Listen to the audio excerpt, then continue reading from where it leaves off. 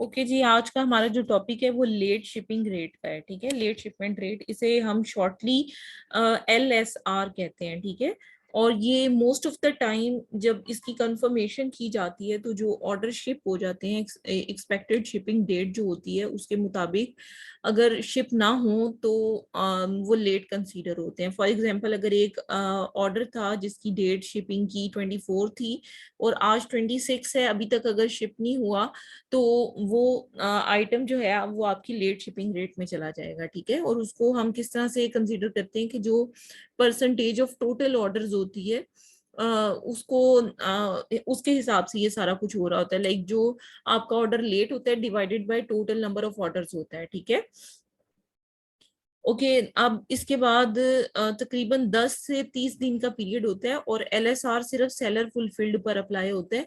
जो हम FBA करते हैं उस पर ये अप्लाई नहीं होता। फॉर एग्जांपल, ये एक अकाउंट है, मैं आपको बस जल्दी से इसका दिखा देती हूँ। Account health.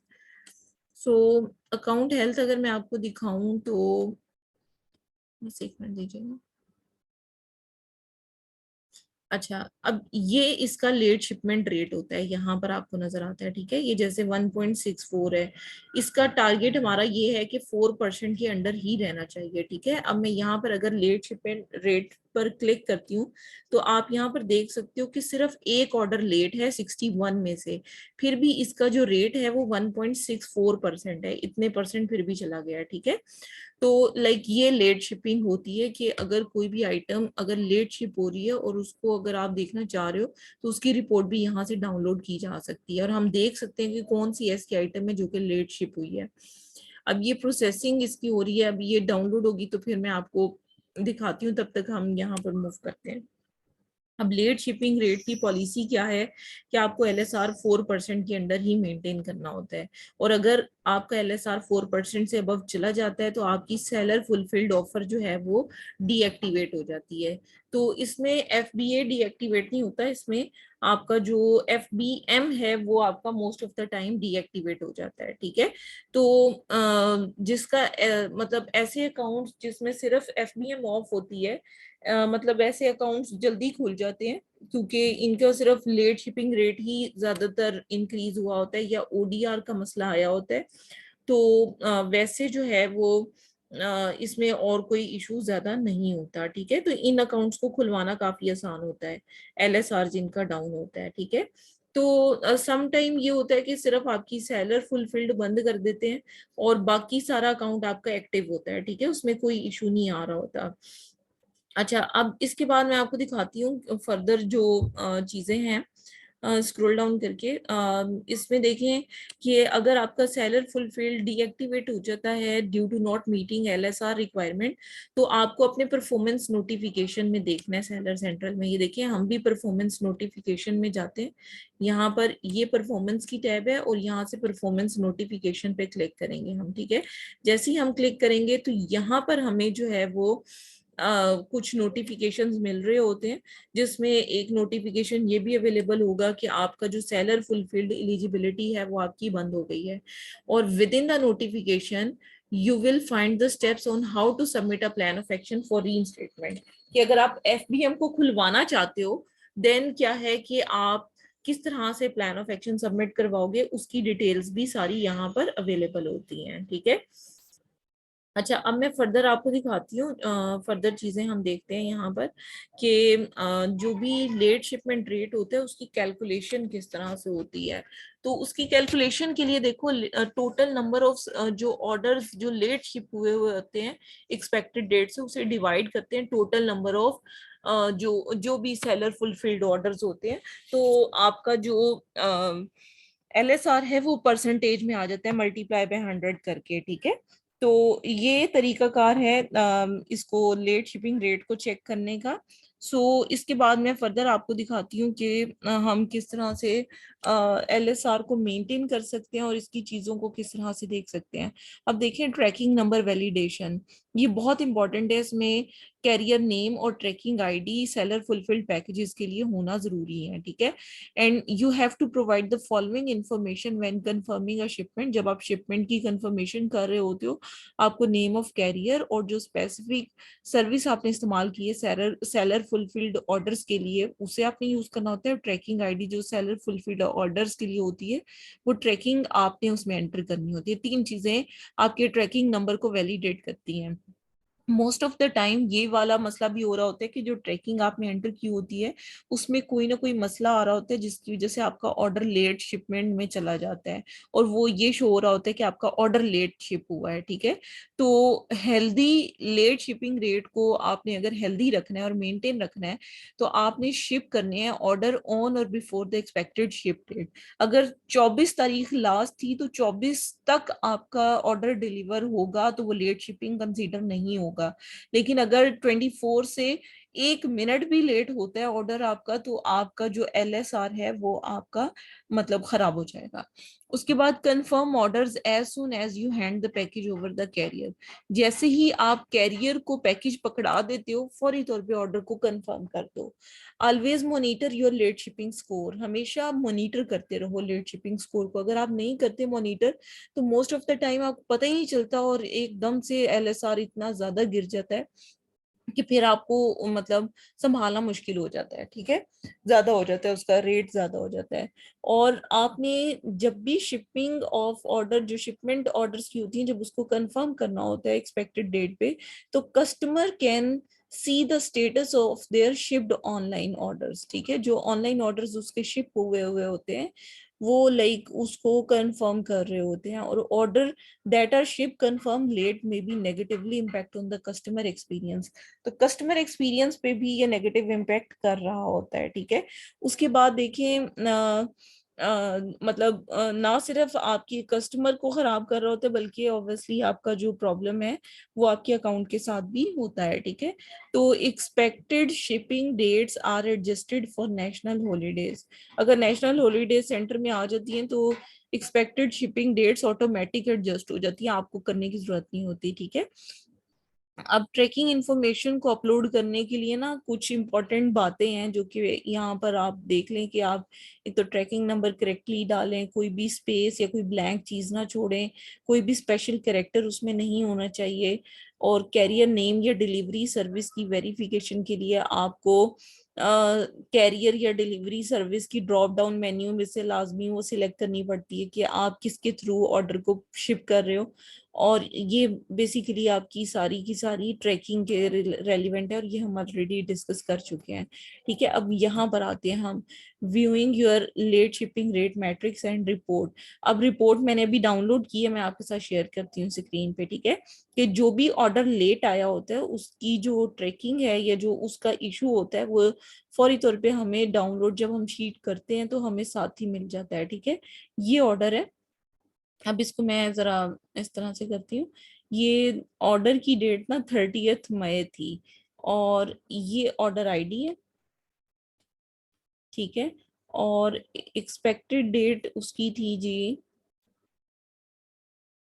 एक्सपेक्टेड डेट थी 3 जून। ठीक है, और शिप वो किस दिन हुई है वो हम देख लेते हैं कि शिपमेंट किस दिन हुई है।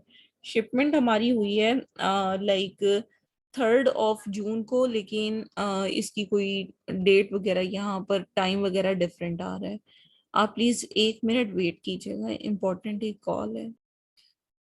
अच्छा, अब आप ये देखें ये ऑर्डर आईडी है और इस ऑर्डर आईडी को हम देख लेते हैं कि मेरे ख्याल से शायद मुझसे ना इसमें कोई चेंजिंग हो गई है इस शीट में। अच्छा, एक्सपेक्टेड डेट देखें 3 जून है और शिपिंग डेट जो है वो इसकी 3 जून है। ठीक है, हमने जो इसकी शिपिंग कंफर्मेशन हुई है वो भी 3 जून को ही हुई है। लेकिन शायद कुछ टाइम का इशू आ रहा है इस ऑर्डर में, या मैं इस रिपोर्ट को दोबारा से डाउनलोड करती हूँ। I think there is some issue के जब मैं इसको कर रही थी रिपोर्ट को चेक तो उस टाइम पे कोई इसका वो पार्ट जो है ना वो लाइक आप समझ लो कि मूव हो गया। सो मैं इसको दोबारा से एक दफा डाउनलोड करती हूँ और फिर मैं आपको शो करती हूँ कि इस शीट को हम किस तरह से लाइक देख सकते हैं। ठीक है, सो लेट शिपमेंट रेट पर मैंने क्लिक किया, अभी तो 0% है लास्ट 10 डेज में। यहाँ पर मैं इसकी रिपोर्ट को डाउनलोड करूंगी और फिर मैं आपको बताती हूँ। ये देखिए मैं वही किया मैंने कि मैं अकाउंट हेल्थ के पेज पर गई हूँ और शिपिंग परफॉर्मेंस के सेक्शन में गई हूँ और मैंने व्यू डिटेल्स पर क्लिक किया है। उसके बाद मैंने लेट शिपिंग रेट की टैब पर को सिलेक्ट किया है और फिर मैंने डाउनलोड रिपोर्ट किया है। यही यही मैं चीज अभी करके हटी हूँ, ठीक है। सो मैं अभी इसको ओपन कर रही हूँ, अब मैं आपके साथ शेयर करती हूँ। चलें, ये हमारे पास ऑर्डर की डेट है, ये ऑर्डर आईडी है, ये एक्सपेक्टेड डेट है, ये शिप की डेट है और ये सही थी, ठीक है। तो यहाँ पर अब हम ऑर्डर आईडी को यहाँ से कॉपी करके देख लेंगे कि वो कौन सी प्रोडक्ट थी ऐसी जिसने इशू क्रिएट किया है, ठीक है। और यहाँ पर तो उसकी वो सारी चीजें जो हैं वो सही आ रही हैं, लेकिन देख लेते हैं कि क्या इशू था जिसकी वजह से ये प्रॉब्लम आई है। हम इस ऑर्डर को यहाँ पर चेक कर लेंगे। ऑर्डर को चेक करने के लिए आप क्या करोगे, ऑर्डर्स में जाओगे, यहाँ से मैनेज ऑर्डर्स में, और यहाँ से ऑर्डर को सर्च कर लोगे, ठीक है। ऑर्डर आईडी डालकर आपने उस ऑर्डर को सर्च कर लेना है। अब ये ऑर्डर था, ठीक है, और ये प्रोडक्ट थी, ठीक है। इसमें कोई इशू आया इसकी ट्रैकिंग में तो वो हम फिर चेक कर लेंगे कि क्या इशू है, ठीक है। Go to orders, manage orders पे गए, एंटर द ऑर्डर आईडी, हमने ऑर्डर आईडी की, फिर हमने एडिट शिपमेंट पे क्लिक करना है और रिवाइज ट्रैकिंग इंफॉर्मेशन हमने उसमें प्रोवाइड करनी है, ठीक है। और रीकन्फर्म शिपमेंट पर हमने क्लिक करना है। फिर 72 आवर्स जो हैं वो देने हैं हमने, ताकि जो हमने चेंजेस किए वो सारी की सारी इस रिपोर्ट में शो होना स्टार्ट हो जाए, ठीक है। तो ये तरीका कार है। तो इस तरीके से आप जो है ये सारा कुछ कर सकते हो, ठीक है। तो ये चीज हो गई। अब मैं आपको बताती हूँ कि अगर लेट शिपमेंट रेट आपका इंक्रीज हो गया और उसकी वजह से अकाउंट अगर आपका सस्पेंड हो गया है तो उसमें किस तरह की ईमेल आएगी आपको। So first of all email को हमने केयरफुली रीड आउट करना है, और ईमेल को रीड आउट करने के साथ साथ जिस चीज पर हमारा फोकस होना चाहिए ना, वो होना चाहिए कि आपको क्लियरली ये सारी रिपोर्ट्स को डाउनलोड करना है और इन रिपोर्ट्स को केयरफुली आपने देखना है, और उसके मुताबिक फिर हम ना बाकी सारी चीजों को लाइक डिस्कस करते हैं। सो मैं आपको ईमेल जो है वो ग्रुप में शेयर करती हूँ, और आप देखें कि जो ईमेल होती है वो किस टाइप की आती है और हमें उसका रिस्पॉन्स किस तरह से देना होता है, ठीक है। So let give me few minutes, मैं बस आपको शेयर कर दूं चीजें, देन हम कंटिन्यू करते हैं, ठीक है। ओके जी, मैंने आपको ईमेल और उसका जो लाइक हमने प्लान ऑफ एक्शन सबमिट करवाना है वो मैंने ग्रुप में शेयर किया है। सो फर्स्ट ऑफ ऑल हम ईमेल को डिस्कस कर लेते हैं कि ईमेल में हमें क्या कहा जाता है, ठीक है। सो ईमेल में लिखा हुआ है your late shipping rate is higher than the goal of less than 4%। As a result you may not longer to sell on Amazon and your listings have been removed from our site, ठीक है। Please ship any open orders, if you have any funds in your account then they will be available after for amounts paid for A to Z claim or chargeback on your orders have been deducted. This usually takes 90 days. अब इसमें देखें उसने बस आपका account से listing remove कर दिया और आपका अकाउंट डीएक्टिवेट कर दिया, ठीक है। और जो फंड्स हैं वो कहते हैं वो आपको ट्रांसफर नहीं होंगे। तो आप अगर इस डिसीजन के अगेंस्ट अपील करना चाहते हैं देन आपने अपील बटन पे क्लिक करना है। परफॉर्मेंस नोटिफिकेशन पेज आ जाएगा सेलर सेंट्रल में, और फिर अगर आपके कोई भी क्वेश्चन है related to health specialist, account health specialist, तो आप ये लिंक के ऊपर क्लिक कर सकते हैं, ठीक है। तो ये एक जनरल ईमेल है जो कि सबको ही आती है, जिसका भी एलएसआर इफेक्टेड होता है और उसकी वजह से उसका अकाउंट बंद होता है, देन उसकी लेट शिपिंग रेट की वजह से ही सारे प्रॉब्लम्स उसको हाईलाइट करके दिखाए जाते हैं, ठीक है। अब ये देखो यहाँ पर मैं आपको वो दिखाती हूँ कि एक ना अमेजोन की सेलर यूनिवर्सिटी है, वहां पर आपको ना मुख्तलिफ इसकी वो मिलती हैं, चीजें मिल जाती हैं। इसको आप यहाँ पर देखें, और ये जो सेलर यूनिवर्सिटी है इसमें आपको पता चलता है कि कैसे सेलिंग करनी है, क्या चीजें कहाँ पर होनी चाहिए, किस तरह से हैं। ये सारी इंफॉर्मेशन ना इस वेबसाइट के ऊपर अवेलेबल है, ठीक है। तो FBA, FBM, e commerce, like ये सारी आपको एज अ होल जो है वो गाइड कर रही है ये रिसोर्सेज ना, कि आप किस तरह से प्रोडक्ट्स को कर सकते हैं। आप यहाँ पर सर्च करें, ठीक है। यहाँ पर अगर आप लेट शिपमेंट रेट को सिलेक्ट करते हो ना, जो भी हम इस तरह की चीजें लाइक डिस्कस करते हैं, वो सारी की सारी चीजें यहाँ पर अवेलेबल होती हैं। लेट शिपमेंट रेट आप अगर यहाँ पर करते हो, देन आपको यहाँ पर बिगिनर गाइड, ये सारी की सारी यहाँ पे गाइड आपको अवेलेबल है, ठीक है। ये डिफरेंट आपको बता रही होंगी कि आपने किस तरह से सेलिंग करनी है। Late shipment rate, appeal writing या अपील, बस इस तरह से सर्च कर लें आप इसको। तो डिफरेंट ब्लॉग्स हैं यहाँ पर लिखे हुए, जो कि आप रीड आउट कर सकते हैं और फिर आपको पता चल सकता है कि आप किस तरह से इफेक्टिवली अपनी ये सारी चीजों को कर सकते हैं, हैंडल कर सकते हैं, ठीक है। तो ये वाली भी चीज है। अच्छा, इसके साथ साथ मैं आपको इसकी अपील के बारे में बताती चलूं कि इसकी जो अपील है बहुत ही सिंपल सी है, और इसमें इजीली जो है वो अकाउंट रीइंस्टेट हो जाता है। आपने सबसे पहले तो बताना है कि रिसेंट हमारी सस्पेंशन हुई है सेलर अकाउंट की, जिसमें रूट कॉज जो है वो लेट शिपिंग प्रॉब्लम है। तो रूट कॉज क्या है और उसका प्लान ऑफ एक्शन क्या है, वो अब हमने सारा इसका डिस्कस करना है। सो फर्स्टली आप फर्स्ट रीजन बताओगे कि हमारे पास स्टाफ की शॉर्टेज थी और सडन शॉर्टेज ऑफ इन्वेंट्री हुई, ठीक है, और कोरियर की वजह से डिले हुआ है, ठीक है। अब आप इसका प्लान ऑफ एक्शन, अच्छा ये तो बिल्कुल सिर्फ मैंने पॉइंट्स ही लिखे हुए ना कि ये पॉइंट हो सकते हैं, आपने इनकी इलेबोरेशन भी लिखनी है, इसकी डिटेल थोड़ी थोड़ी लिखनी है कि क्या रीजन हुई जिसकी वजह से आपकी इन्वेंट्री में सडन शॉर्टेज आया, या स्टाफ में शॉर्टेज आया, या कोरियर का डिले किस वजह से आया, वो सारी चीजें आप यहाँ पर लिखोगे, ठीक है।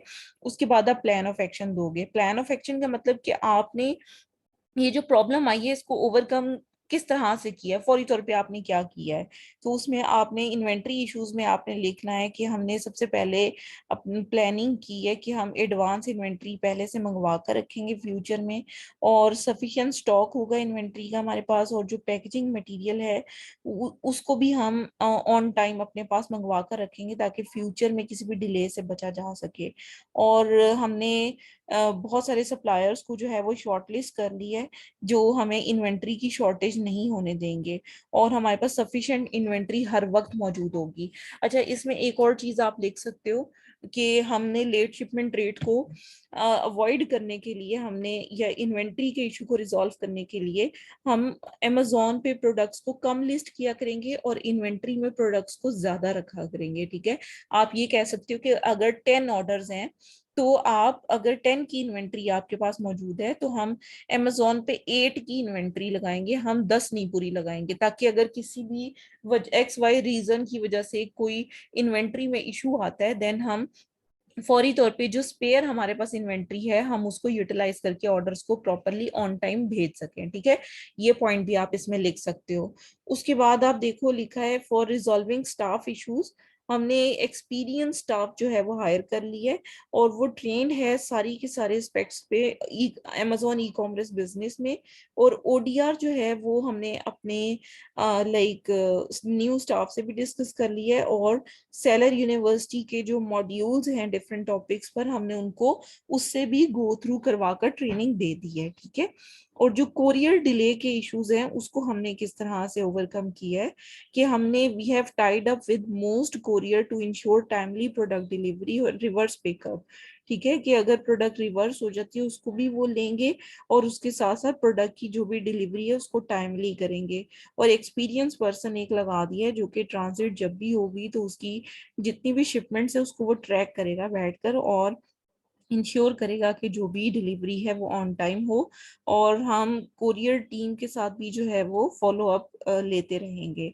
और अगर कोई भी एरर आती है या फिर कस्टमर को डिले आइटम पहुंचती है एट कुरियर लोकेशन, तो हम फौरी तौर पे उसको रिफंड करेंगे बगैर किसी और आइटम को पहुंचाए बगैर, ठीक है। हमने ऑलरेडी जो है वो रिप्यूटेड कोरियर कंपनीज, कुछ के नाम आप यहाँ पर लिख दीजिएगा कि DD ये कर दीजिएगा या फेडेक्स वगैरह कर दीजिएगा, ताकि हम शिपिंग में डिलेस को रोक सकें, ठीक है। उसके बाद ओवरऑल जो प्लान ऑफ एक्शन होगा आपका कि हमने अपनी इन्वेंट्री को शिपिंग जो भी प्रोडक्ट की टाइम फ्रेम के मुताबिक है उसको, और जो प्रोडक्ट की हैंडलिंग है, जो पैकेजिंग है, और जो डिलीवरी प्रोसेस है उसको हमने कंटिन्यू करना शुरू कर दिया है, ठीक है। And we can regain our performance to good state as it has before. ठीक है, जैसे ही पहले थी हम उसे दोबारा से हासिल करने की कोशिश करेंगे। और हमने एक पर्सन ऐसा हायर किया है जो कि कस्टमर सपोर्ट पर्सन है, और वो कम्युनिकेट करेगा बायर्स के साथ, और उनकी जो भी क्यूरीज हैं उसे सॉल्व करने की कोशिश करेगा। ठीक है, also tracking the consignment and taking timely update from the logistic partners. और हम फौरी तौर पे जितनी भी क्विकली है अपने कस्टमर की क्यूरीज को रिस्पॉन्ड करेंगे ताकि कस्टमर जो है वो सेटिस्फाई रहे। ठीक है, तो बाकी आप अकाउंट का नेम वगैरह लिख दोगे और उसमें आप अपना लिख सकते हो, डेजिग्नेशन लिख सकते हो कि हम कौन है जो आपको लिख रहे हैं। ठीक है, ये सारी चीजें हैं जो कि आप किसी भी लेट शिपमेंट रेट की अपील में राइट कर सकते हो। ठीक है, तो उसमें मैंने आपको लाइक कुछ पॉइंट्स बता भी दिए हैं एक्स्ट्रा, और कुछ के अपील के पॉइंट्स जो हैं वो ऑलरेडी रिटन है, लेकिन जो रूट कॉज है उसको आपने properly in the form of sentences आपने कम्युनिकेट करना है। और जब तक आप इसको कम्युनिकेट नहीं करेंगे ऑब्वियसली आपके पास जो प्रॉपर इसका सोल्यूशन है वो नहीं निकल पाएगा। तो आपने तीन ही अहम पॉइंट हो सकते हैं इसमें कि आपके पास स्टाफ की शॉर्टेज थी, या इन्वेंट्री की शॉर्टेज थी, या फिर कैरियर सर्विस का इशू था। ठीक है, तो ये सारी चीजें हैं। तो इन सारी चीजों के ऊपर हम लाइक बात करेंगे, काम करेंगे।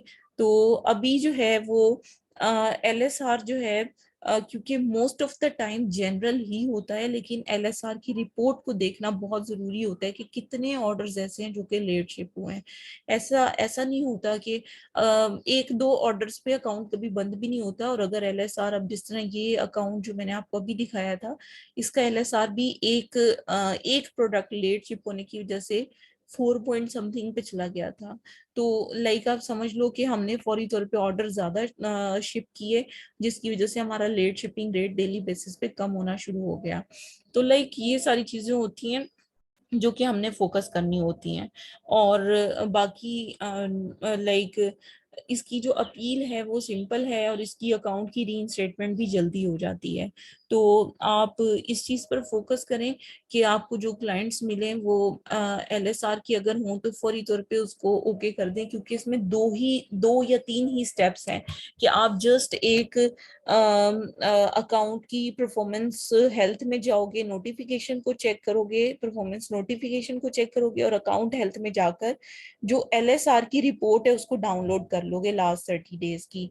और जो जो ऑर्डर्स हैं जिनमें इश्यूज आ रहे हैं उन ऑर्डर्स की ट्रैकिंग को देख लोगे। ट्रैकिंग की रिप्लेसमेंट भी हो सकती है, लेकिन जब अकाउंट डीएक्टिवेट हो जाए ना, उस टाइम पे हम रिप्लेसमेंट कर भी लें तो कोई फर्क नहीं पड़ता, क्योंकि अमेजोन आपका ऑलरेडी अकाउंट बंद कर चुका होता है। तो उसमें जस्ट आपके पास यही ऑप्शन होता है कि आप अपील करो। लेकिन इन केस के अभी अकाउंट आपका डीएक्टिवेट नहीं हुआ, तो उस केस में आप इसकी शिपिंग की जो कंफर्मेशन होती है उसमें जो ट्रैकिंग्स वगैरह होती हैं उसको आप चेंज भी कर सकते हो। लेकिन जब अकाउंट सस्पेंड हो जाए फिर आपने अपील ही करनी है, और अपील का सैंपल मैंने आपको भेज दिया है। अब आप काइंडली यहाँ तक अगर कोई भी क्वेश्चन है तो पहले उसको क्लियर कर लेते हैं, फिर हम फर्दर स्टेप की तरफ मूव ऑन करते हैं। जी, क्वेश्चन पूछ लें आप प्लीज। देखिए, जो सेक्शन 3 है और जो ड्रॉप शिपिंग पॉलिसी वायलेशन है, ये दोनों अब कंबाइन होना शुरू हो गई हैं। लेकिन कुछ अरसा पहले तक सिर्फ कुछ अकाउंट्स पर सिर्फ ड्रॉप शिपिंग पॉलिसी वायलेशन लगती थी।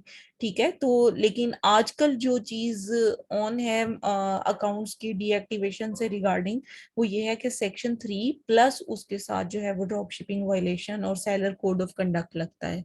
लेकिन पहले आज से कुछ कोई 6 महीने पहले सिर्फ ड्रॉप शिपिंग पॉलिसी वायलेशन लगती थी। So drop shipping policy violation है क्या, सबसे पहले मैं आपको सबसे पहले तो उसके बारे में बताती हूँ कि ड्रॉप शिपिंग पॉलिसी वायलेशन है क्या। अब सबसे पहले मैं आपको इसकी वो दिखाती हूँ कि पॉलिसी असल में है क्या। ठीक है, ड्रॉप शिपिंग वायलेशन पॉलिसी है क्या, सबसे पहले हम इस पॉलिसी को यहाँ पर देखेंगे कि ड्रॉप शिपिंग पॉलिसी कहती क्या है, कि होना क्या चाहिए असल में, क्योंकि जब तक हमें ये नहीं पता होगा कि होना क्या चाहिए तब तक हम वायलेशन को नहीं डिस्कस कर सकते, ठीक है। तो ड्रॉप शिपिंग या फिर थर्ड पार्टी को अलाउ करें कि वो आपके ऑर्डर्स को फुलफिल कर सके आपकी बिहाफ पर, आपके कस्टमर्स को वो एक्सेप्टेबल नहीं है, ठीक है। यानी कि जिस तरह हम सैम्स क्लब या वॉलमार्ट से डायरेक्ट अपने ऑर्डर्स को शिप करवा रहे होते हैं, that is not allowed in the policy of drop shipping, ठीक है। क्योंकि वो कहते हैं कि unless it is clear to the customer कि आप जो हैं वो सेलर ऑफ रिकॉर्ड हैं। और जो फॉलोइंग एग्जांपल्स, वो कुछ एग्जांपल्स दे रहे हैं। फॉर एग्जांपल, पहली एग्जांपल है कि purchasing product from another online retailer, जैसे वॉलमार्ट या सैम्स वगैरह से अगर हम प्रोडक्ट को खरीदते हैं, and having that retailer ship directly to the customer, और वो रिटेलर डायरेक्टली कस्टमर को शिप करे, जैसे हम करवा रहे हैं सैम्स से, वॉलमार्ट से, होम डिपो से, लाइक डिफरेंट कोस्टको से, इस तरह से हम करवा रहे हैं, ठीक है। तो if shipment does not identify you as the seller of record, अगर शिपमेंट पे आपका कोई भी जरिया नहीं लिखा कि आपने ये प्रोडक्ट जो है वो भेजी है, और या फिर कोई भी आपकी बजाय किसी और रिटेलर की इंफॉर्मेशन अगर उस पर गिवन होती है पैकेजिंग स्लिप पर, जैसे इनवॉइस है, कोई भी एक्सटर्नल पैकेजिंग है, वो सारी की सारी समझो कि स्ट्रिक्टली प्रोहिबिटेड है। और उसको हम हमारे लिए अलाउ नहीं है कि हम अपनी इंफॉर्मेशन के अलावा किसी और सप्लायर की, रिटेलर की या वेंडर की जो इंफॉर्मेशन है वो कस्टमर तक पहुंचाएं, ठीक है। उसके बाद ऐसे ऑर्डर्स की शिपिंग करना अलाउ नहीं है जिस पर पैकेजिंग स्लिप्स हो, इनवॉइसेस हो, या कोई एक्सटर्नल पैकेजिंग हो अदर देन अमेजोन या लूज पैकेजिंग के अलावा। अगर कोई ऐसी इंफॉर्मेशन उन शिपिंग ऑर्डर्स पर आ रही है जो कि ये इंडिकेट कर रही है कि उस पर किसी भी सेलर का नेम या कोई कांटेक्ट इंफॉर्मेशन आपके अलावा अगर किसी और की है, तो वो स्ट्रिक्टली प्रोहिबिटेड है, ठीक है। और अगर फॉर एग्जांपल अगर कोई भी कस्टमर एक ऐसी पैकेजिंग देखता है या इनवॉइस देखता है या कोई एक ऐसी देख लेता है प्रोडक्ट के अंदर कोई रसीद वगैरह, तो उसमें आप समझो कि जो अमेजोन का कस्टमर है वो कंफ्यूज हो जाता है कि ऑर्डर उसे कहाँ से फुलफिल हुआ है, हालांकि उसने अमेजोन पे ऑर्डर किया है। सो उसके कुछ क्वेश्चंस होते हैं, कुछ प्रॉब्लम्स उसके लिए वो होते हैं कस्टमर के लिए क्रिएट। सो वो कहते हैं कि आप डायरेक्टली ड्रॉप शिप ना करो, ठीक है। If you intend to fulfil order using a drop shipper, तो अगर आप ड्रॉप शिपर्स की सर्विसेज लेते भी हो, तो उसकी पॉलिसी क्या कहती है कि अपने सप्लायर से एग्रीमेंट करो कि वो आपको ही आइडेंटिफाई करेंगे, और आपकी जितनी भी प्रोडक्ट्स होंगी उस पर बीइंग अ सेलर आपकी स्लिप्स होंगी, आपकी इनवॉइसेस होंगी, आपकी पैकेजिंग होगी, लेकिन किसी और सप्लायर की पैकेजिंग भी एक्सेप्टेबल नहीं है। और अगर आप डायरेक्टली ड्रॉप शिप करते भी हो, तो जितनी भी पैकेजिंग स्लिप्स वगैरह ये सारी इंफॉर्मेशन होती है, इसको पहले रिमूव करें और फिर ऑर्डर को शिप करें, इस तरह से ड्रॉप शिपिंग अलाउ है, ठीक है। या फिर वो कहते हैं कि be responsible for accepting and processing customer return of your products and comply with all other terms of your seller agreement and applicable Amazon policies। और Amazon की जितनी भी पॉलिसीज हैं उन सबको आप एक्सेप्ट करें, ठीक है। तो कुछ अकाउंट्स ऐसे होते हैं जिन पर सिर्फ ड्रॉप शिपिंग वायलेशन आती है। सो उन अकाउंट्स की कुछ डिटेल्स मैं आपके साथ शेयर करती हूँ। तो मतलब समझ लें कि वो अकाउंट विद इन 72 आवर्स पहले तो रीइंस्टेट हो जाते थे, जब तक सिर्फ उस अकाउंट पर ड्रॉप शिपिंग वायलेशन लगती थी। लेकिन जब से ड्रॉप शिपिंग वायलेशन के साथ सेक्शन 3 भी अटैच हुआ है, उस वक्त अकाउंट को रीइंस्टेट करवाना काफी मुश्किल हो रहा है, ठीक है। तो आपको मैं ड्रॉप शिपिंग वायलेशन के लाइक वो सेंड करती हूँ, एक फॉर्मेट सेंड करती हूँ कि हम किस तरह से ड्रॉप शिपिंग वायलेशन को कम्युनिकेट कर सकते हैं, ठीक है। क्योंकि जो ड्रॉप शिपिंग वायलेशन होती है वो मोस्ट ऑफ द टाइम ऐसे केसेस में होती है जिसमें आपको पैकेजिंग का इशू आता है। सो जब भी पैकेजिंग का इशू आएगा, देन ऑब्वियसली उसके बाद आप आराम से जो है वो ये सारे काम कर सकते हो। लेकिन देखो, जब ड्रॉप शिपिंग अकेली पॉलिसी वायलेशन आती है, तो 72 आवर्स के time with in time limit में आप इजीली उसको कर सकते हो सारे को, ठीक है। अब मैंने एक प्लान ऑफ एक्शन आपको ग्रुप में सेंड किया है ड्रॉप शिपिंग पॉलिसी वायलेशन का, क्योंकि ये जो सेक्शन 3 वाला सीन है ना, ये कुछ मंथ तक बस स्टार्ट रहना है, उसके बाद ये खत्म हो जाना है। उसके बाद फिर दोबारा से ड्रॉप शिपिंग पॉलिसी वायलेशन आना स्टार्ट हो जाएगी। सो जब भी ड्रॉप शिपिंग पॉलिसी वायलेशन आए तो उसकी रूट कॉज सबसे पहले आपने आइडेंटिफाई करनी है कि क्या रीजन थी जिसकी वजह से ड्रॉप शिपिंग की पॉलिसी की वायलेशन हुई है। तो आपने देखना है कि कस्टमर ने क्या मैसेजेस किए हैं जिसकी बिहाफ पर जो अकाउंट है उसमें ड्रॉप शिपिंग पॉलिसी वायलेशन आई है। क्योंकि most of the time customer जो है वो यही कह देता है कि प्रोडक्ट मुझे मिल गई है लेकिन उसकी पैकेजिंग फलान चीज की थी, वॉलमार्ट की थी या सैम्स की थी या जिसकी भी थी, वो यहाँ पर आपको शो कर देता है। ठीक है, तो आप इसको देखिएगा प्लीज, मुझे 1 मिनट दीजिएगा।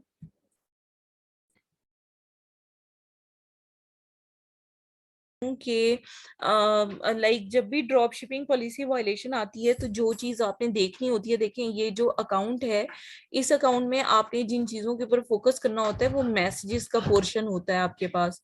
ये यहाँ से मैसेजेस के बटन पे आप क्लिक करोगे और फिर आप कस्टमर के मैसेजेस पर पहुंच जाओगे। ठीक है, ये देखें, मैं इसको ऑल मैसेजेस पर क्लिक करती हूँ, देन इसको थोड़ा सा स्क्रॉल डाउन करते हैं। अब आप इसमें देखिएगा कि यहाँ पर आपको कस्टमर के मैसेजेस वगैरह यहाँ पर इस तरह से नजर आना स्टार्ट हो जाएंगे। तो जो भी मतलब इशू होगा ना वो आप समझ लो कि यहाँ पर कम्युनिकेट किया जा सकता है।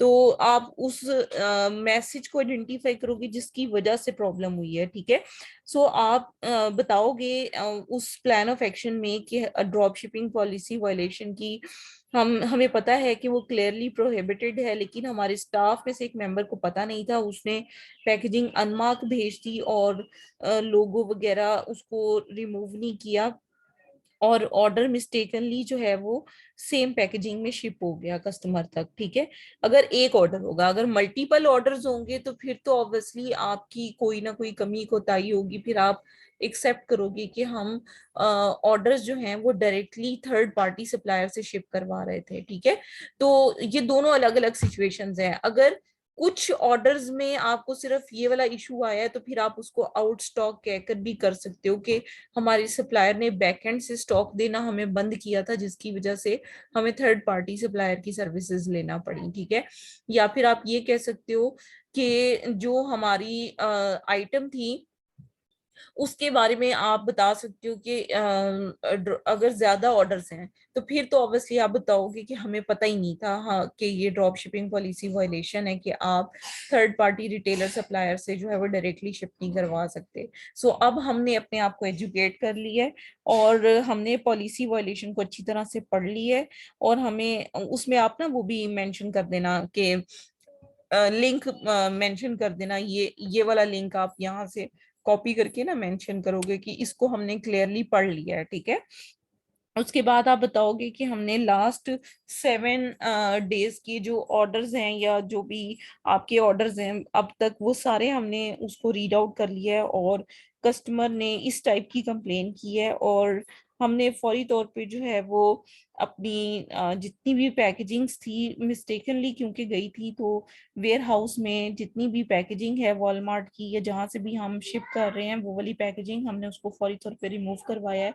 और हमने इंश्योर कर लिया एक पर्सन को हायर करके कि वो बिफोर ट्रांजिट चेक करेगा कि आइटम जो है वो लाइक किसी और सप्लायर की पैकेजिंग में ना जाए। ठीक है, उसके बाद आप ये भी कह सकते हो कि जो पर्सन ट्रेन नहीं था उसको हमने ट्रेन कर दिया, या फिर आप उसको ये भी कह सकते हो कि उसको हमने फ्री कर दिया कि अब हम उसको जो है वो अपने साथ उसके कॉन्ट्रैक्ट को जो है वो खत्म कर दिया है, ये भी आप कह सकते हो। ठीक है, फिर आप ये भी कह सकते हो कि मैंने खुद चेक किए हैं और जितने भी पैकेजेस थे वो सारे डिस्ट्रॉय किए हैं और हम अगेन दोबारा से कभी इस तरह की पैकेजिंग को यूज नहीं करेंगे। ठीक है, फिर आप ग्रेटर डिटेल्स में आप लिख सकते हो कि एक मैनेजर वेयर हाउस में मैंने अपॉइंट किया है जो कि विद इन 7 डेज अवेलेबल हो जाएगा और वो इन सारी चीजों को इंश्योर करवाएगा। और ट्रेनिंग के पर्पस के लिए आप लिख दोगे कि हमने ट्रेनिंग देना स्टार्ट की है अपने कस्टमर को, एक नया पर्सन भी हायर किया है जो कि डेट मेंशन कर दीजिएगा कि इस डेट से हमारी आउटबाउंड शिपमेंट्स को देखेगा, रीचेक करेगा कि उसमें कोई पैकेजिंग का इशू तो नहीं है, कोई पैकेजिंग स्लिप्स का इशू तो नहीं है। फिर वो कोरियर सर्विस को आगे जो है वो प्रोडक्ट्स जाएंगी, ठीक है। उसके बाद आप कहेंगे कि हमने न्यू पैकेजिंग जो कि अनमार्क्ड और विदाउट लोगो है, यानी कि लूज पैकेजिंग, उसकी हमने पैकेजिंग के लिए ऑर्डर दे दी है, और ये जो ब्लैंक पैकेजिंग है ये हमारे वेयर हाउस में एक्सेस पड़ी हुई होंगी, और जितने भी पैकेजेस हैं उनको प्रॉपरली पैकेज में लाइक हम डालकर और फिर हम कस्टमर्स तक भेजेंगे। सो आप ये सारे पॉइंट्स इसमें मेंशन करोगे कि ये तरीकाकार है जो कि हमने लाइक फुलफिल किया है, और ये सारी चीजें हैं जिसको हम इस तरह से फुलफिल करेंगे। तो लाइक ये simple drop shipping policy violation का मैंने आपको प्लान ऑफ एक्शन बताया कि आपने क्या क्या पॉइंट्स कंसीडर करने हैं और कहाँ से मैसेजेस देखने हैं, और ये चेक करना है कि ड्रॉप शिपिंग पॉलिसी वायलेशन का जो मेजर रूट कॉज था वो क्या था। और इस मेजर रूट कॉज को आइडेंटिफाई करने के लिए आपको सबसे पहले मैसेजेस पर फोकस करना पड़ेगा कि कौन सा ऐसा कस्टमर है जिसने कंप्लेन जो है वो की है, और उस कंप्लेन के अंगेंस्ट हमारा अकाउंट जो है वो डीएक्टिवेट हुआ है। तो उसको फिर ओवरकम करने के लिए उस ऑर्डर आईडी को, उस कस्टमर की सारी डिटेल्स को आपको देखना पड़ेगा, और उसके बाद फिर आपको प्लान ऑफ एक्शन लिखना है। और अगर एक ऑर्डर है, एक कस्टमर है या दो कस्टमर है जिन्होंने इस तरह की कंप्लेन की है, उन कस्टमर की ऑर्डर आईडीज भी आप प्लान ऑफ एक्शन में लिख सकते हो, ताकि आप ग्रेटर डिटेल्स अमेजोन को दे सको कि आपने फुली थॉरली रिसर्च की है कि सिर्फ ये कस्टमर थे जिनकी कंप्लेन थी, बाकी कस्टमर को हमने बिल्कुल सही ऑर्डर शिप किए हैं। तो फिर अमेजोन को थोड़ा सा ये होगा कि इन्होंने रिसर्च पूरी करने के बाद अपनी मिस्टेक को पकड़ ली है, सो वो आपको दोबारा से सेलिंग का चांस दे देंगे, ठीक है। तो ये तरीका कार है, आप इस तरीके से भी अपने अकाउंट को ड्रॉप शिपिंग पॉलिसी वायलेशन को रीइंस्टेट करवा सकते हैं। सो यहाँ तक अगर कोई भी क्वेश्चन है तो काइंडली आप पहले वो पूछ लें ताकि हम इसको वाइंड अप कर लें। जी, कोई क्वेश्चन है यहाँ तक आपका? मैम वो दो चीजों को डिस्कस किया है, एक हमने एलएसआर को कि लेट शिपिंग रेट अगर उसकी वजह से सस्पेंशन आती है तो उसको कैसे ओवरकम करना है, और दूसरा टॉपिक आज हमने कवर किया है कि ड्रॉप शिपिंग पॉलिसी वायलेशन अगर आ जाती है किसी अकाउंट पे तो उसको कैसे हैंडल करना है। तो ये दो चीजें मैं आपको डिटेल में बता चुकी हूँ, ठीक है। अब इंशाल्लाह कल मैं आपको जो टॉपिक हम लोग डिटेल में डिस्कस करेंगे वो सेक्शन 3 को डिस्कस करेंगे, ठीक है। Section 3 seller code of conduct plus जो उस पे ड्रॉप शिपिंग पॉलिसी वायलेशन लगती है, तीनों चीजें जब एट अ टाइम आपके अकाउंट पे आकर आपके अकाउंट को टर्मिनेट करती हैं, देन उस केस में इन अकाउंट्स को कैसे हैंडल किया जा सकता है। सो मैं आपको इंशाल्लाह सेक्शन 3 के बारे में आपको नेक्स्ट क्लास में बताऊंगी।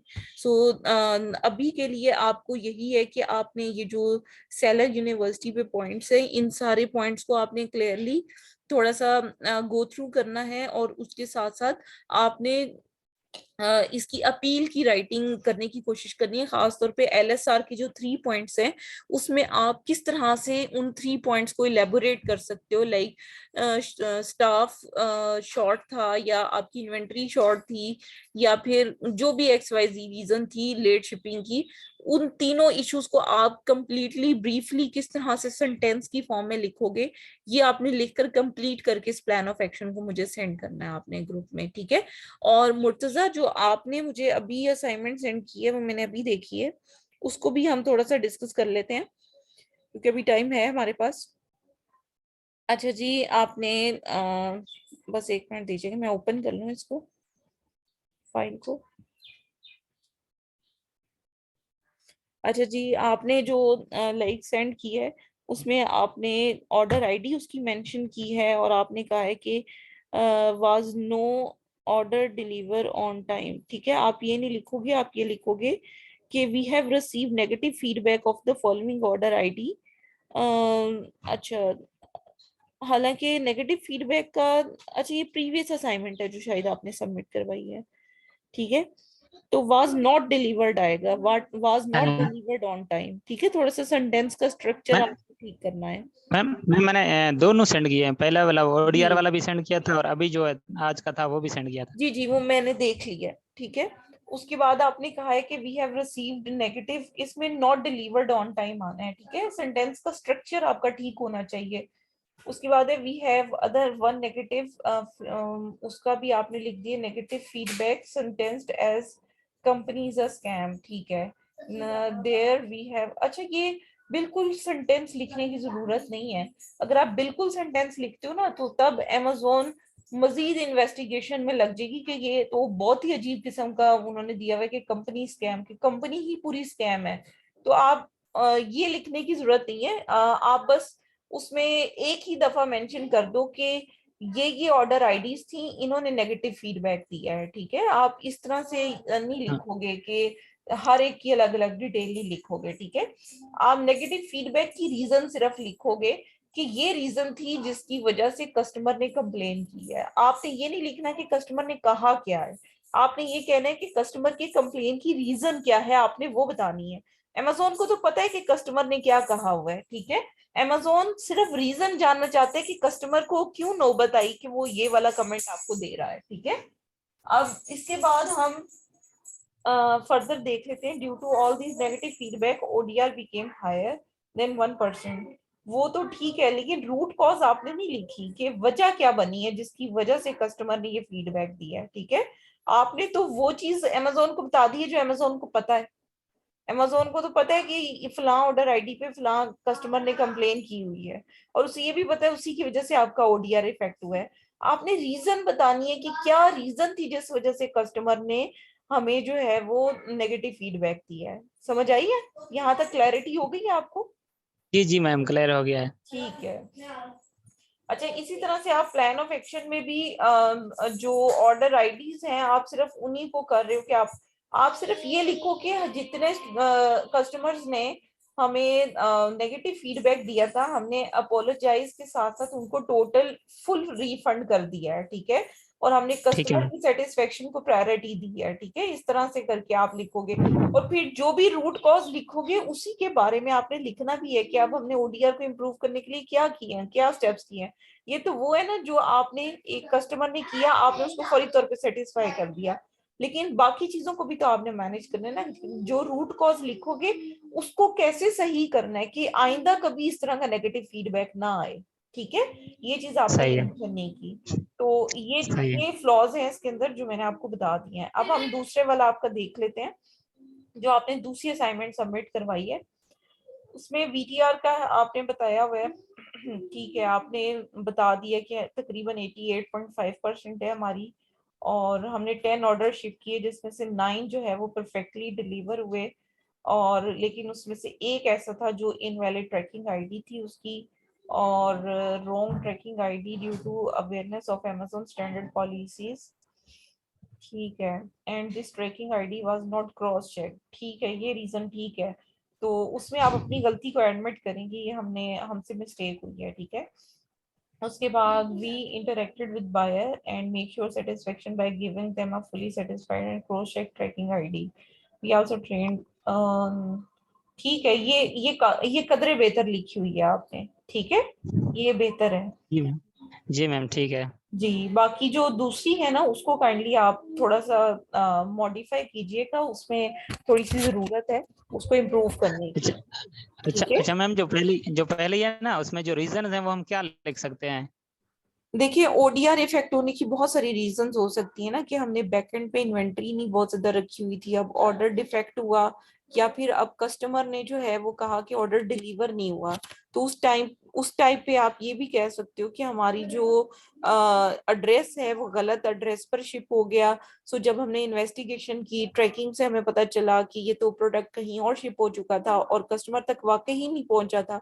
सो कस्टमर ने इस तरह का फीडबैक दिया, क्योंकि कस्टमर ने तो ये कहा ना कि हमें ऑर्डर मिला ही नहीं कभी, तो ये कंपनी स्कैम है या कुछ इस तरह से है या इस तरह से है, ये चीजें उसने कही थी ना जी जी। कस्टमर ने। तो जी जी। आपने उसी चीज को फोकस करना है, आपने कहना है कि हम अपनी पूरी कोशिश कर रहे हैं, हमारे बाकी सारे कस्टमर सेटिस्फाइड हैं, सिर्फ ये 2-3 कस्टमर्स के साथ जो इशू आया है वो हमने एक नया पर्सन रखा था जो कि शायद इतना एक्सपीरियंस नहीं था, और हमें भी उसे जी एजुकेट करने का टाइम नहीं मिल पाया, ठीक है, जिसकी वजह से ये प्रॉब्लम आई कि कस्टमर का जो एड्रेस है वो रॉन्ग एंटर होने की वजह से प्रोडक्ट जो है वो कहीं और शिप हो गई, ठीक है। तो जी इसमें मैम। हमारी ही गलती है, हमारे ही एम्प्लॉय की गलती है, आप ये कहोगे, ठीक है। तो ठीक इस है वजह से कस्टमर ने नेगेटिव फीडबैक दिया, ठीक है, ये रीजंस आप इसके अंदर लिख सकते हो। जी मैम, ठीक है, थैंक यू। ठीक है, तो बस अब आपने इसको थोड़ा सा मॉडिफाई करना है, और फिर आप बेशक अगर चाहें तो इसको मुझे अगेन सेंड कर दीजिएगा, ठीक है, ठीक है ताकि मैम। उसको एक रिव्यू दोबारा से करना है। ठीक है ठीक है जी, मैम, थैंक यू ये सो